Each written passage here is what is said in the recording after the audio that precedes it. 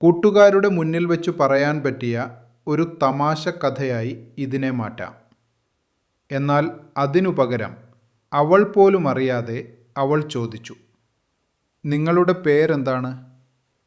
അവൻ തൻ്റെ ഫോണിലേക്ക് നോക്കി, പിന്നെ അവളെയും.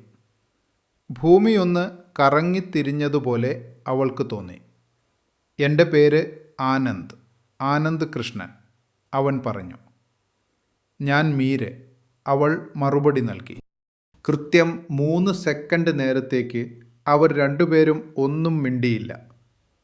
ചുറ്റും വീഴുന്ന മഴത്തുള്ളികളുടെ ശബ്ദം മാത്രം. പിന്നെ ആനന്ദ് പതുക്കെ ചിരിച്ചു. "ഇതൊരു വല്ലാത്ത അവസ്ഥയാണല്ലേ?" "അതെ," മീര പതുക്കെ സമ്മതിച്ചു. "വളരെ മോശം." കാറ്റ് വീശിയടിച്ചപ്പോൾ അടുത്തുള്ള ഏതോ തട്ടുകടയിൽ നിന്നുള്ള ഭക്ഷണത്തിൻ്റെ മണം അവരുടെ അടുത്തേക്ക് വന്നു. മഴ വീണ്ടും കനക്കാൻ തുടങ്ങി. മീരയുടെ തലച്ചോർ അവളോട് ഉറക്കെ പറയുന്നുണ്ടായിരുന്നു, ഈ മനുഷ്യനെ അവഗണിച്ച് വേഗം അകത്തേക്ക് കയറിപ്പോകാൻ.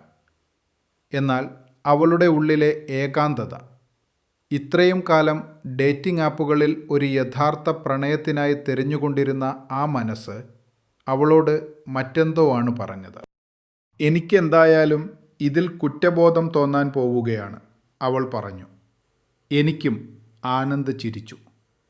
"ഇവിടുന്ന് കുറച്ചു മാറി ഇടപ്പള്ളിയിൽ 24 മണിക്കൂറും തുറന്നിരിക്കുന്ന ഒരു കഫേയുണ്ട്," മീര പറഞ്ഞു. ആനന്ദിൻ്റെ പുരികങ്ങൾ മുകളിലേക്ക് ഉയർന്നു. 0% പൊരുത്തമുള്ള ഒരാളോട് നിങ്ങൾ കോഫി കുടിക്കാൻ ചോദിക്കുകയാണോ? ഈ ആൽഗോരിതങ്ങൾക്കൊന്നും മനുഷ്യരെക്കുറിച്ച് യാതൊരു അറിവുമില്ലെന്ന് തെളിയിക്കാൻ.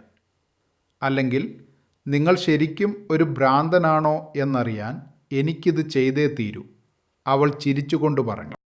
അവർ ആ കഫേയിലേക്ക് നടന്നു. രാത്രിയുടെ ആ യാമത്തിൽ അവിടെ അധികം ആളുകൾ ഉണ്ടായിരുന്നില്ല. മങ്ങിയ വെളിച്ചമുള്ള ആ കഫേയുടെ ഒരു മൂലയിലിരുന്ന് അവർ കാപ്പി ഓർഡർ ചെയ്തു.